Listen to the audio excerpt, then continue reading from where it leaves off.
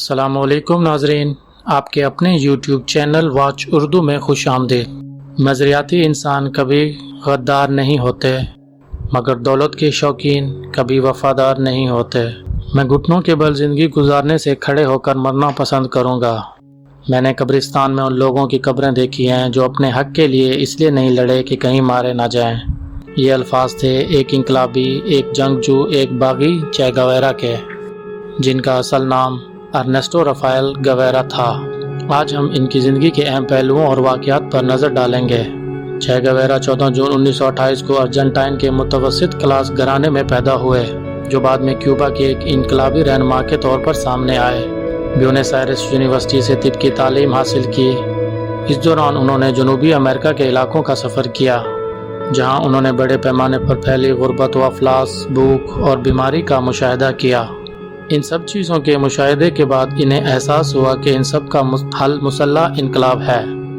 چے گویرا نے نظریات اور تصورات کا ایک سلسلہ تیار کیا جو گویرائزم کے نام سے مشہور ہے۔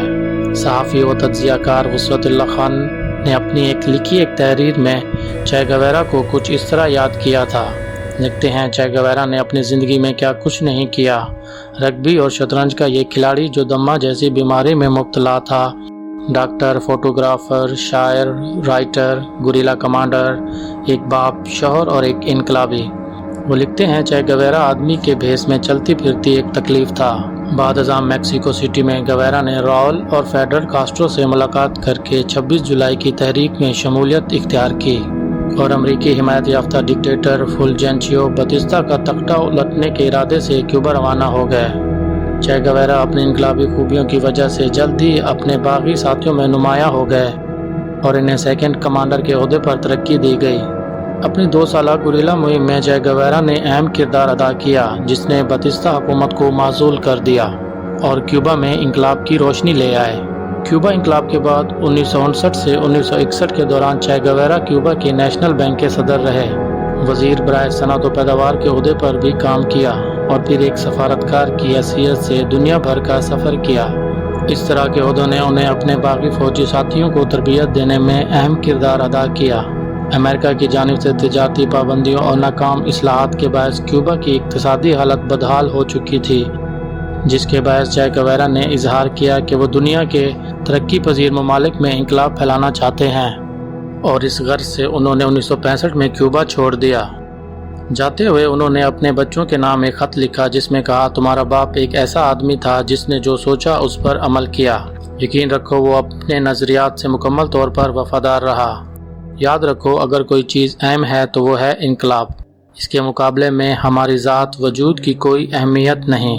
چے گویرا انقلاب کی جنگ لڑنے افریقی ملک کانگو پہنچے، لیکن کانگو کی عوام کی انقلابی جستجو میں عدم دلچسپی نے انہیں مایوس کیا اور ان کا انقلاب ناکام ہوا۔ اس ناکامی پر چے گویرا کیوبا واپس لوٹ آئے۔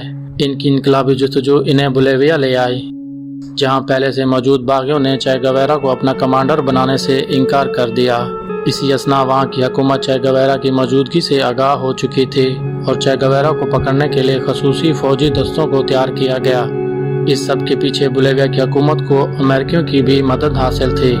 بولیویا سے نکلتے ہوئے چے گویرا ان کے چند ساتھیوں کو فوج نے گھیر لیا، جو چے گویرا کو قیدی بنا کر اپنے ساتھ لے گئے۔ بولیویا کی حکومت نے فوجیوں کو حکم دیا کہ چے گویرا کو زندہ نہیں بلکہ مردہ پیش کیا جائے۔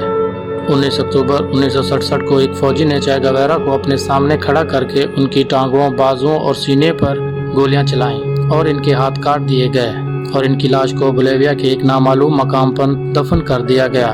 30 سال گزرنے کے بعد چے گویرا کی قبر کا کھوج اس وقت لگایا جاتا ہے کہ جب ایک اجتماعی قبر کی دریافت سے ایک ہاتھ کٹی لاش ملتی ہے، جس پر تحقیق سے پتہ چلتا ہے کہ یہ لاش چے گویرا کی ہے۔